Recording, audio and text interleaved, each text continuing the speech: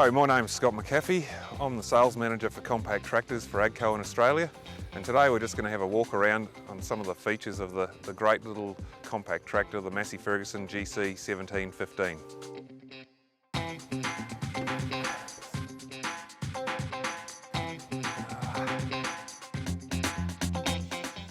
So this compact tractor is ideal for hobby farmers, for landscapers and residential contractors. This is a 24.5 horsepower tractor, and as you can see, the operator platform is very nice and open, easy to reach, very ergonomic. Everything with this machine is colour coded as far as the orange levers are to do with the drivetrain, yellow levers are to do with your power takeoff, and your grey levers with your hydraulic systems. The machine itself is a two-range hydrostatic tractor with a forward and reverse pedal, which is a very handy feature.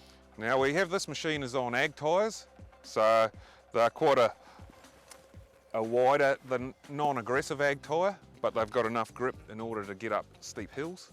It is available in industrial with the industrial tyre and also a turf tyre if the machine is purely on ground care applications. As you can see here, we have a 60-inch mower deck, which is renowned for having a very high blade tip speed.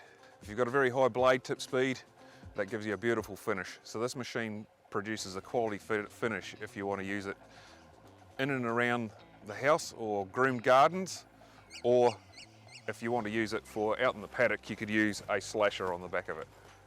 We've got the 2400 self-leveling standard loader. It's also available with a 4-in-1 bucket. It's got a lifting capacity of 280 kilograms, which will lift pretty much anything around wood bark, sand and soil, all those little jobs around your property that make life easier. It's also got a very robust front axle.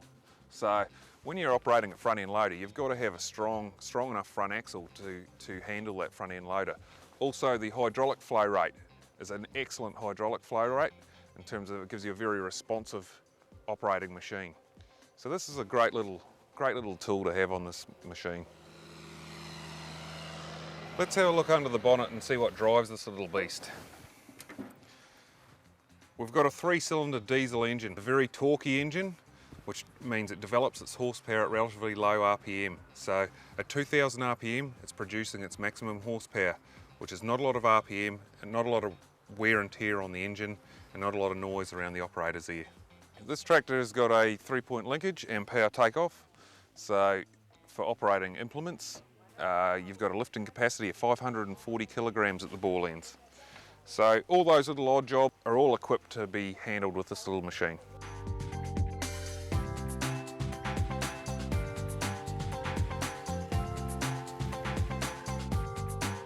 There's going to be jobs where you don't want to have the front end loader on the actual tractor. So if you've got a lot of mowing to do, you're not going to be wanting to run around with the front end loader on, bouncing around. So what we can do is we can take the front end loader off. So I'll just run through the steps on how we do that. First of all, we've got a chock, which stops your hydraulics from lowering down when you're working underneath the bucket. Most important feature. Then we've got our stands here, which are plugged in here.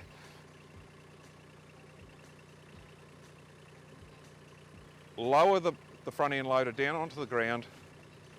We've got 2 pins, one on either side, pop out, and unplug your hydraulic hoses and back away.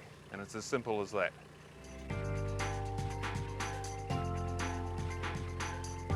There's going to be jobs required where you don't want to have the mower deck underneath the machine, so you've got a bit more clearance.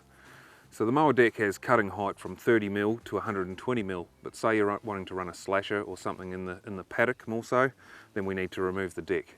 To remove the deck, simply slide off the PTO shaft, and you've got 4 brass spring-loaded pins. Clip them out and simply slide the mower deck out from underneath.